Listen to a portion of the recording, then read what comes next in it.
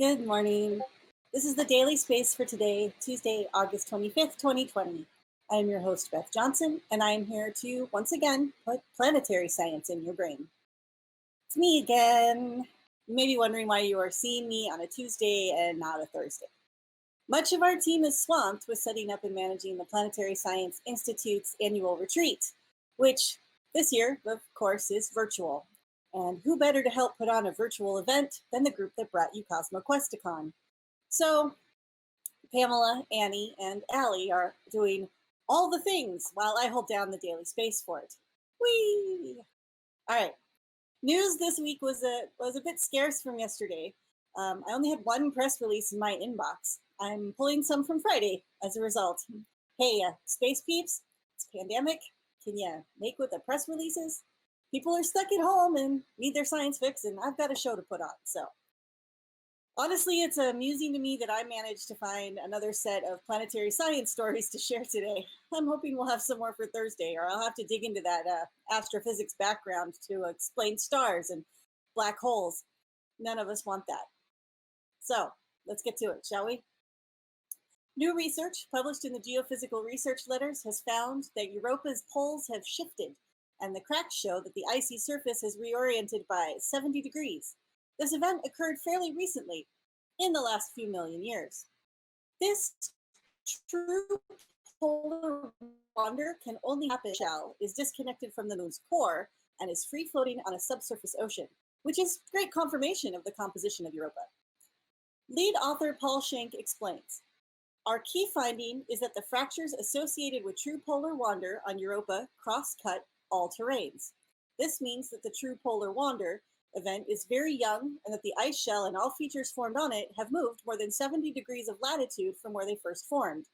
If true, then the entire recorded history of tectonics on Europa should be reevaluated.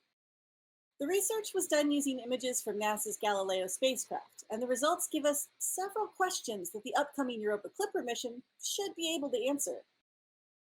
I'm looking forward to that one. Speaking of upcoming missions, Europa Clipper isn't the only mission we're excited about, and I know Pamela doesn't like to talk about missions until they're launched, but I'm not Pamela and I can't help myself. The European Space Agency is working on JUICE, the Jupiter Icy Moons Explorer, which will gather data on Europa as well as Ganymede and Callisto. Last week, the Swedish Institute of Space Physics announced the completion of one of their instruments for JUICE, the Radio and Plasma Wave Investigation Instrument.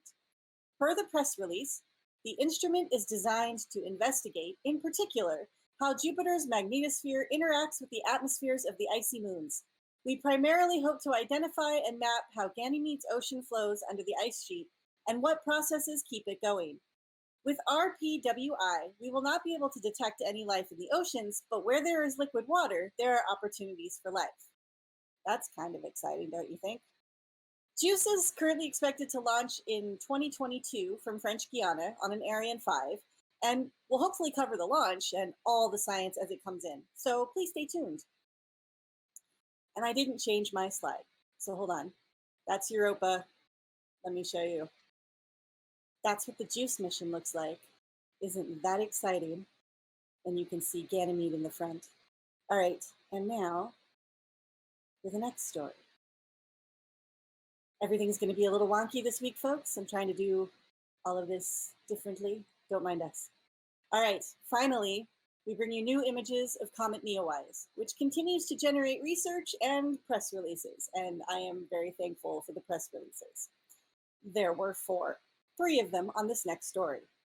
First up, Hubble caught this picture, which zeroes in on the coma, the outer layer of the comet that gets heated by the sun and glows so pretty in everyone's pictures. The new photo shows that the nucleus of NEOWISE survived its closest pass with the sun, although Hubble cannot resolve the tiny nucleus. Instead, Hubble saw two jets on opposite sides of the body. These jets are a result of ice sublimating out from under the surface of the nucleus and being squeezed out as gas and dust. The press release goes on to further explain, the Hubble photos may help reveal the color of the comet's dust and how these colors change as the comet moves away from the sun. This in turn may explain how solar heat affects the composition and structure of that dust in the comet's coma. The ultimate goal here would be to learn the original properties of the dust to learn more about the conditions of the early solar system in which it formed. So we're using stuff that passes by now to look at stuff that happened in the past. Always cool. Last but not least, this is kind of neat. Let me play that for you. So you can now watch this time lapse.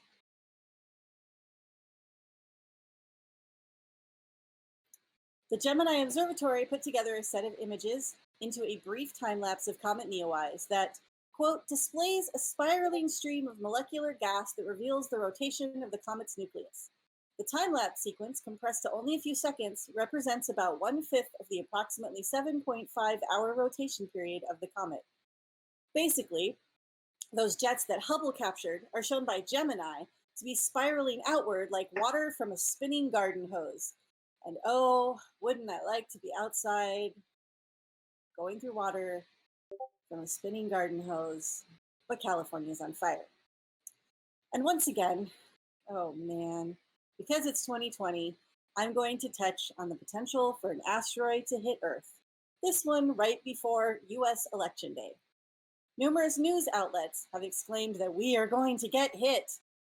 That may be true, but asteroid 2018 VP1, which was discovered, as the name suggests, in 2018, is about the same size as the asteroid we talked about last week. You know, the size of an SUV.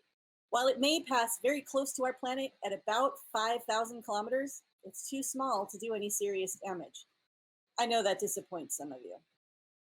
And that, briefly, rounds out our news for today. This has been the Daily Space.